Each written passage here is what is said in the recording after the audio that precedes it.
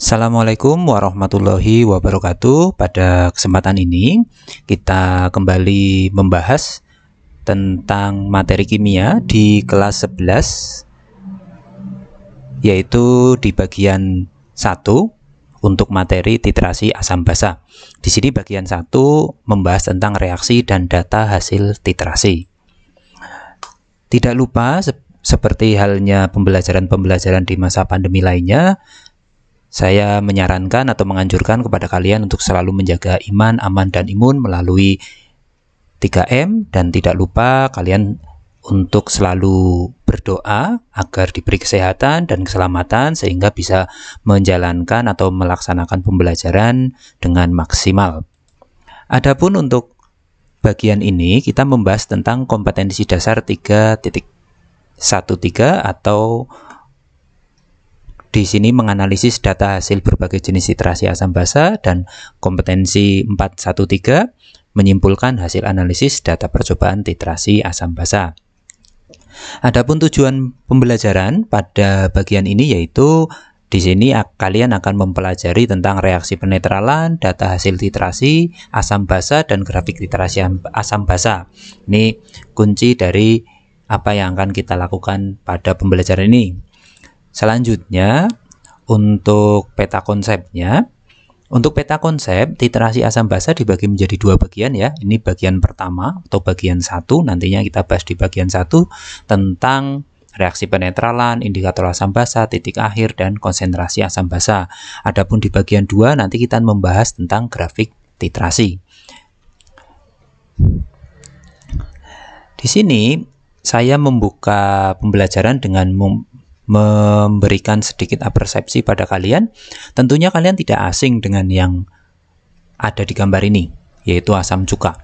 Asam cuka biasa kalian gunakan untuk pemberi rasa pada bakso. Biasanya kalian menambahkan asam cuka, ataupun ketika ibu ataupun kalian sendiri membuat acar di rumah ya. Di sini memanfaatkan asam cuka. Apa yang menarik dari asam cuka ini? Kalau kita perhatikan pada bagian kemasan asam cuka, kita akan melihat kadar. Di sini dituliskan biasanya rata-rata 25%. Yang jadi pertanyaan sebenarnya, bagaimana cara menentukan kadar? Apakah ini kita buat dengan asal-asalan? Tentunya tidak ya. Jadi di fabrikasi atau industri itu melakukan semacam analisis agar bisa menentukan kadar dari suatu larutan. Contohnya di sini adalah asam cuka. Dan di sini nanti kalian akan membahas tentang bagaimana sih penentuan kadar suatu larutan. Dalam konteksnya di sini yaitu asam ataupun basa. Untuk mempelajari ini, kalian harus mengingat atau mereview lagi tentang daftar asam basa kuat dan lemah yang ada di bagian materi larutan asam basa, larutan penyangga, maupun hidrolisis garam. Ini sebagai konsep prasyarat, sehingga kalian akan lebih mudah membedakan mana larutan asam, mana larutan basa. Di samping itu kalian bisa tahu valensi asam, valensi basa pada bagian perhitungan pH pada asam dan basa. Selanjutnya, pada materi titrasi asam basa ini, dasar reaksi yang digunakan adalah reaksi penetralan, di mana reaksi penetralan tersebut adalah reaksi antara asam dan basa menghasilkan garam dan air. Karena yang dihasilkan berupa garam, ada pula yang menyebutnya sebagai reaksi penggaraman. Dicontohkan di sini, misalkan NaOH ditambah HCl akan membentuk NaCl dan H2O. Berarti di sini terbentuk garam dan air. Demikian juga untuk basa atau asam yang lain. Reaksinya antara 2KOH plus H2SO4 membentuk K2SO4. Mohon maaf, ini kurang 4 ya. K2SO4 plus 2H2O. Ini juga merupakan reaksi penggaraman atau boleh juga disebut reaksi penetralan. Apakah semua reaksi penggaraman termasuk reaksi penetralan? Tentunya ada syarat. Untuk menjadi reaksi penetralan, ini terjadi jika jumlah ion H+ sama dengan OH-. Berarti reaksi di mana antara asam dan basa dengan jumlah ion H+ sama dengan ion OH-, ini kita sebut sebagai reaksi penetralan. Atau secara sederhana kita bisa menyimpulkan bahwa reaksi penetralan atau penggaraman adalah reaksi antara asam dengan basa menghasilkan garam dan air. Jadi perlu diingat bahwa di sini hasilnya berupa garam dan air. Untuk selanjutnya, perhitungan pada reaksi netralisasi, di sini kita beranjak pada satu persamaan, yaitu VA kalikan MA kalikan A sama dengan VB kalikan MB kalikan B. Berarti di sini sebenarnya ini hal yang analog antara asam dan basa. Hanya saja keterangannya kita perhatikan, VA itu volume asam, MA molaritas asam, ada yang nyebutnya konsentrasi asam, adapun A di sini adalah valensi asam. Untuk valensi asam, hati-hati, ada beberapa buku atau literatur yang menuliskannya tidak A. Mungkin ada yang menulisnya val asam, atau yang menuliskannya Na, atau apapun lambangnya, yang pasti untuk netralisasi di sini harus menyertakan valensi asam. Pada kesempatan ini saya menggunakan istilah A ataupun B. Jadi A di sini adalah valensi asam, sedangkan B adalah valensi basa. Jadi tinggal menyesuaikan ketika kalian menggunakan literasi atau sumber referensi yang lain. Selanjutnya, titrasi asam basa. Titrasi asam basa di sini tentunya kita kembali dulu ke pengertian titrasi, di mana titrasi adalah metode analisis kualitatif untuk menentukan kadar atau konsentrasi suatu larutan dengan larutan lain yang sudah diketahui konsentrasinya sampai titik akhir titrasi, di mana titik akhir titrasi itu didapatkan atau diindikasikan melalui penambahan indikator. Nah, adapun titrasi asam basa berarti adalah metode titrasi yang dilakukan di mana larutan yang terlibat, baik itu yang sudah diketahui ataupun belum diketahui konsentrasinya, adalah berupa larutan asam atau basa. Jadi hanya berkutat pada larutan asam dan basa. Untuk proses titrasi, karena tadi ada penambahan dan ada zat yang sudah diketahui dan belum diketahui konsentrasinya, kita menggunakan alat atau susunan alat seperti ini. Keterangannya masing-masing di sini setidaknya ada 4 alat penting atau bagian penting dari susunan alat titrasi. Yang pertama adalah klem. Di sini kita menyebutnya klem. Ada yang menyebutnya penjepit juga boleh. Ini merupakan bagian dari statif. Biasanya kita sebut juga sebagai klem statif. Fungsinya untuk menjepit alat lain di sini berupa buret. Berarti klem di sini adalah alat penjepit. Selanjutnya yang kedua adalah buret. Buret merupakan alat titrasi yang paling vital karena ini yang alat utama pada proses titrasi, berupa benda berbentuk tabung disertai keran di bagian bawah serta bagian ujung yang meruncing. Fungsinya untuk menambahkan larutan. Buret di sini berisi larutan yang diketahui konsentrasinya atau kita sebut larutan baku atau larutan standar. Ini buret. Selanjutnya adalah statif. Statif adalah batang yang berdiri ini ya, sampai dengan landasan yang ada di bawahnya. Jadi statif ini fungsinya untuk menegakkan susunan alat titrasi, mulai dari nempelnya klem sampai dengan agar buret ini bisa tegak lurus. Yang terakhir yaitu labu Erlenmeyer. Labu Erlenmeyer di sini adalah zat penampung untuk larutan yang akan dicari konsentrasinya atau kita sebut sebagai analit. Erlenmeyer ini digunakan sebagai prosedur standar proses titrasi karena apakah tidak bisa digantikan dengan alat lain, misalkan gelas ukur? Pada dasarnya secara fungsi bisa, tapi secara ketepatan atau presisi ataupun prosedur akan lebih tepat menggunakan labu Erlenmeyer. Ini bagian-bagian pada proses titrasi. Adapun istilah-istilah yang akan muncul atau harus kalian ketahui dalam titrasi asam basa, ada istilah titer atau penitrasi. Sekali lagi, istilah ini akan muncul bergantian atau mungkin beda referensi, akan beda penggunaan. Jadi akan lebih baik kalau kalian mengetahui keduanya. Ada istilah titer atau penitrasi. Tinggal referensi yang kalian gunakan menggunakan istilah apa. Titer atau penitrasi di sini adalah zat yang ditambahkan pada proses titrasi berupa larutan baku atau larutan standar. Titer ini atau penitrasi diisikan ke dalam buret, berarti di bagian atas. Sedangkan titran atau ada yang menyebutnya sebagai analit adalah zat yang dicari kadar konsentrasinya atau belum diketahui konsentrasinya dalam proses titrasi. Titran diisikan ke dalam Erlenmeyer. Adapun larutan baku atau larutan standar yang digunakan sebagai penitrasi adalah larutan yang telah diketahui konsentrasinya secara pasti. Berarti dia bisa dipastikan konsentrasinya sudah diketahui. Adapun indikator adalah zat yang ditambahkan pada proses titrasi untuk indikasi tercapainya titik akhir titrasi melalui perubahan warna. Biasanya indikator yang paling sering digunakan berupa fenolftalin atau yang kita singkat dengan PP. Apakah hanya itu saja indikator? Tidak hanya PP ya, masih ada indikator yang lain. Cuma penggunaannya akan lebih sering PP. Indikator yang lain yang sering mungkin bisa dikatakan banyak digunakan juga, walaupun tidak sesering PP, yaitu metil merah dan bromtimol biru. Adapun titik akhir titrasi ini adalah kondisi real akhir titrasi yang ditandai dengan perubahan warna. Adapun titik ekivalen ini sama-sama kondisi akhir titrasi tapi sifatnya teoritis.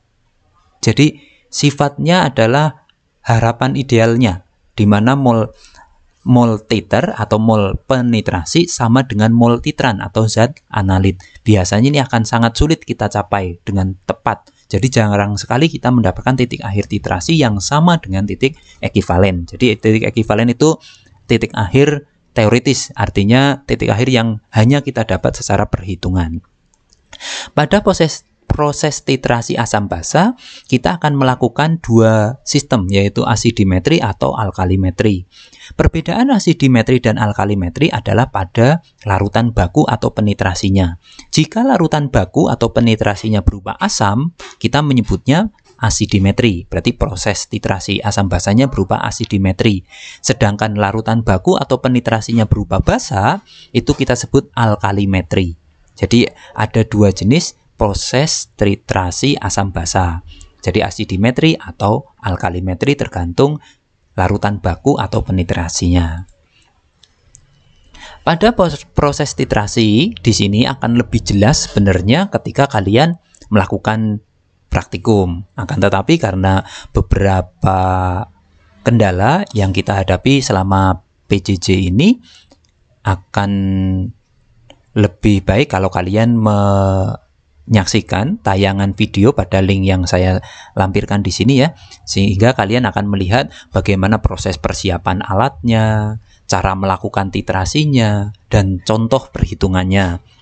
Di sini sudah saya pilihkan video yang sudah memuat proses titrasi itu secara lengkap beserta cara pelaksanaannya, termasuk di sini adalah alat pelindung diri yang digunakan selama kalian melakukan praktikum titrasi. Jika memungkinkan, suatu saat kalian akan melakukan proses titrasi ini secara langsung di laboratorium, tentunya dengan alat pelindung diri yang bisa dicontoh dari tayangan video yang ada di link berikut ya, atau link yang ada di sini. Untuk proses perhitungan pada titrasi, kita akan melakukan perhitungan melalui contoh soal. Di sini nanti akan saya berikan 3 contoh soal. Untuk contoh soal yang pertama, di sini ada 10 ml HCl yang diketahui konsentrasinya dititrasi oleh larutan Na. Yang di sini mohon maaf, HCl yang tidak diketahui konsentrasinya dititrasi oleh larutan NaOH 0,1 m. Berarti NaOH-nya sudah diketahui konsentrasinya. Pada titik akhir titrasi ternyata rata-rata volume NaOH 0,1 m yang digunakan adalah 11 ml. Di sini hitung konsentrasi HCl yang dititrasi. Kita identifikasi. Dari yang diketahui di sini, kita mendapatkan data sebagai berikut. Data VA dan A ini kita dapat dari HCl. Ingat ya, HCl ini berupa asam. Di sini 10 mili, berarti VA-nya adalah 10 mili, sedangkan A atau valensi asamnya dari HCl itu 1. Karena jumlah H+ yang ada pada HCl itu 1, berarti A-nya 1. Adapun untuk VB, MB, dan B kita dapat datanya dari NaOH atau basa, di mana VB-nya 11 mili ya, di sini dari soal 11 mili, MB-nya 0,1 m dari soal, dan B-nya 1, yaitu valensi basa, yaitu jumlah OH- yang ada pada basa, yaitu 1.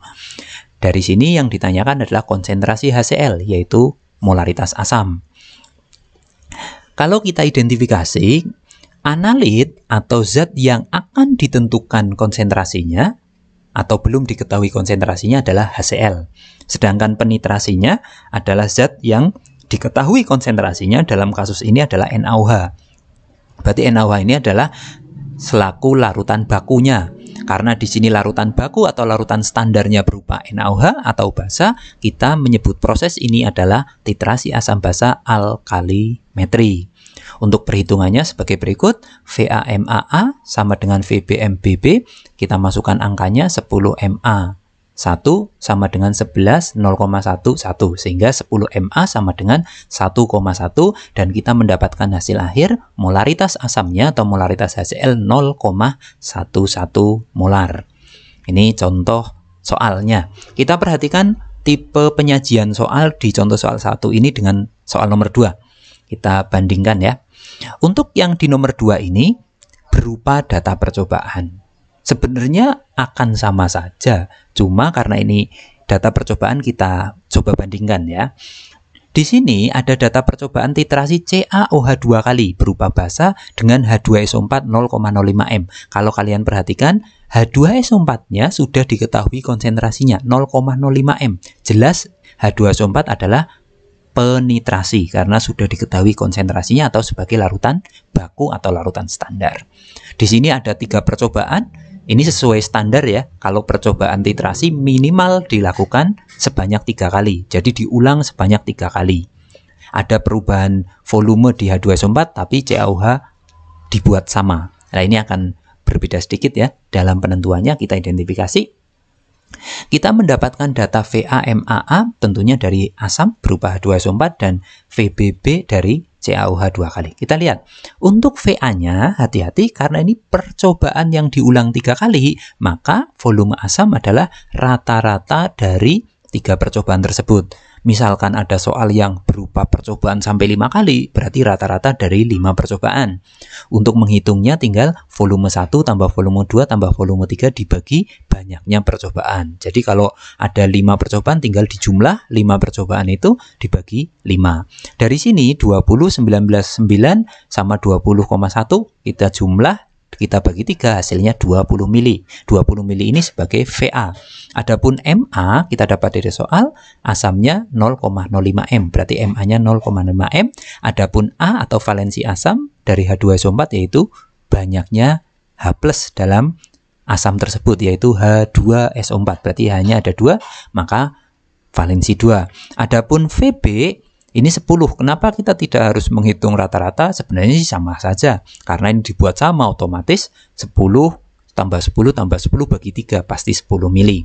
Adapun B-nya atau valensi basanya 2, didapat dari OH-nya sebanyak 2. Dari CaOH ini didapat valensinya 2.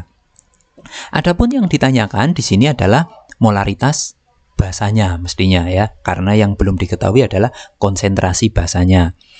Di sini kalau kita identifikasi analitnya atau zat yang belum diketahui konsentrasinya berupa CaOH 2 atau basa, sedangkan penitrasinya H2SO4. H2SO4 karena sudah diketahui konsentrasinya berarti dia berupa larutan baku atau larutan standar.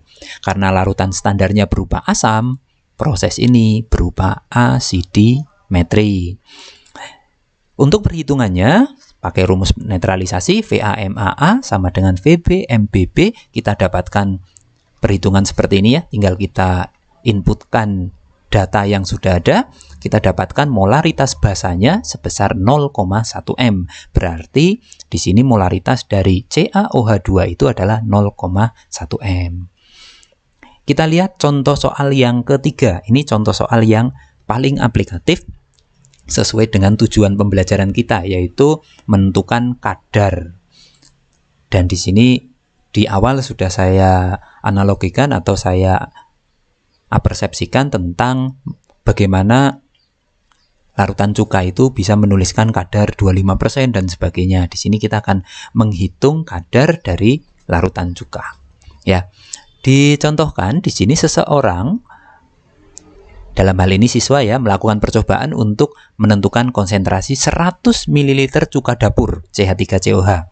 Dalam prosesnya, dia tidak menitrasi 100 ml, tapi dari 100 ml ini dia hanya mengambil 10 ml untuk diencerkan terlebih dahulu menjadi 100 ml. Kenapa harus ada pengenceran di sini? Karena kalau kita menitrasi langsung cuka yang ada di botol itu, kita akan mendapatkan proses titrasi yang lama karena otomatis cukanya masih dalam kondisi pekat atau lebih kental. Jadi untuk mempermudah proses, kita biasanya mengencerkan. Di sini kasusnya adalah 10 mili cuka yang asli diencerkan menjadi 100. Jadi nanti yang dititrasi adalah dari 100 mili yang diencerkan. Artinya diambil dari cuka yang sudah diencerkan, bukan cuka yang asli. Kemudian 10 mili cuka yang telah diencerkan, jadi hanya 10 mili dari 100 hasil pengenceran ini dititrasi dengan NaOH 0,1 M. Kalian perhatikan NaOH-nya sudah diketahui, berarti dia sebagai penitrasi atau larutan baku standar. Adapun indikatornya digunakan fenolftalin atau PP. Warna larutan CH3COH berubah warna dari bening menjadi merah muda, artinya ini titik akhir titrasi ketika volume NaOH yang dikucurkan adalah 6 mili. Berarti ini adalah volume NaOH-nya 6 mili. Tentukan konsentrasi dan kadar asam asetat CH3COH dalam cuka dapur tersebut jika diketahui massa jenis CH3COH adalah 1,049 gram per cm kubik. Kita identifikasi ya. Dari sini kita mendapatkan data dari CH3COH dan NaOH. Dari data CH3COH ini kita dapatkan yang pertama adalah faktor pengenceran. Ini yang perlu dibuat catatan khusus ya, faktor pengenceran. Bagaimana kita menentukan faktor pengenceran? Faktor pengenceran itu dihitung dari berapa jumlah yang diambil, diencerkan menjadi berapa. Contoh di sini 10 mili larutan cuka yang asli diencerkan menjadi 100. Artinya ada pengenceran dari 10 menjadi 100. Saya ulang ya, dari 10 menjadi 100. Itulah faktor pengenceran. Berarti faktor pengenceran adalah hasil akhirnya 100 dibagi volume awalnya. Jadi 100 bagi 10 mili. Berarti 10 kali. Berarti faktor pengencerannya adalah 10 kali. Jadi dari 10 menjadi 100. Bagaimana kalau kita mengencerkan 10 menjadi 1000? Berarti kita mengencerkan 100 kali. Atau faktor pengencerannya 100. Dalam hal ini karena 10 menjadi 100, kita menyebutnya faktor pengenceran 10. Volume asamnya, hati-hati, kita tidak mengambil yang 10, tapi 20. 20 ini dari mana? Mohon maaf, ini harusnya 10 ya. 10-nya ini berasal dari 10 yang ini ya. 10 ml cuka yang telah diencerkan dititrasi dengan NaOH. Mohon maaf, sekali lagi ini harusnya 10 bukan 20. Berarti dari yang dititrasi 10 ml cuka yang telah diencerkan dititrasi dengan NaOH 0,1 M. Berarti VA-nya di sini adalah 10 M. Maaf, 10 ml ya, ini harusnya. Selanjutnya, adapun untuk A-nya atau valensinya kita lihat dari CH3COH, A-nya adalah 1, di mana H+-nya adalah yang paling belakang ini, cuma 1. Rho-nya 1,049 gram per cm kubik dan MR-nya 60. Ini perhitungan MR otomatis harus kita hitung dari AR-nya masing-masing dari CH3COH, yaitu 60. Adapun VP, ini mestinya dari NaOH 6 ml. Datanya dari sini ya, dari soal 6 ml. MB-nya 0,1 dari soal 0,1 M. Adapun B-nya adalah 1, yaitu valensi dari OH-. Valensi dari NaOH berupa banyaknya OH- yang ada di NaOH. Maka di sini yang ditanyakan adalah molaritas asam atau molaritas CH3COH dan kadar dari CH3COH. Ini agak sedikit panjang dibanding yang contoh soal 1-2. Kita perhatikan. Untuk analisanya, analitnya berupa CH3COH, sedangkan penitrasinya atau larutan bakunya adalah NaOH, sehingga prosesnya berupa alkalimetri. Untuk perhitungan dasarnya kita pakai rumus penetralan seperti ini.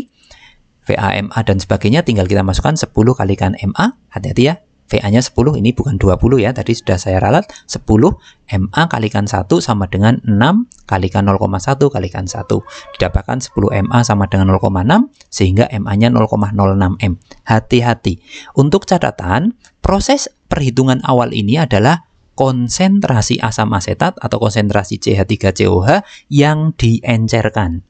Ingat, karena prosesnya adalah menitrasi terhadap larutan yang sudah diencerkan. Berarti ini belum merupakan molaritas dari CH3COH yang asli atau yang ada di larutan aslinya atau botol, mungkin masih dalam kondisi dikemas dalam botol. Ini adalah hasil perhitungan untuk larutan asam yang diencerkan atau konsentrasi asam asetat yang diencerkan.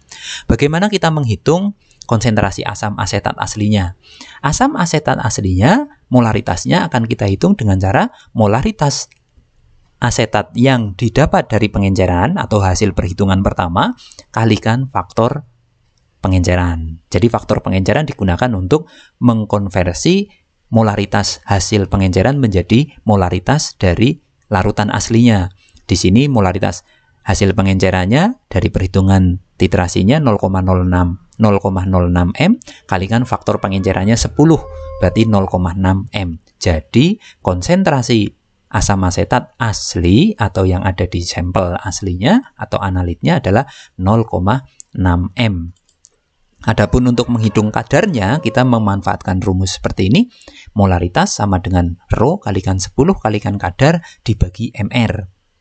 Ya, di sini tinggal memasukkan 0,6, Rho-nya 1,049, 10 ini bilangan tetap, kalikan kadar, kadarnya di sini dihitung 60, ini adalah MR. Dari perhitungan yang kita lakukan, 60-nya pindah ruas, ini sebagai pembagi dan sebagainya, kita dapatkan angka K itu 3,43. Hati-hati, angka ini otomatis sudah kadar. Berarti kadar CH3COH adalah 3,43, tinggal kita kasih satuan persen. Berarti kadarnya adalah 3,43%. Demikian contoh soal baik dari yang sederhana di contoh soal nomor 1, nomor 2 melalui percobaan ataupun yang menggunakan sampel asli berupa produk.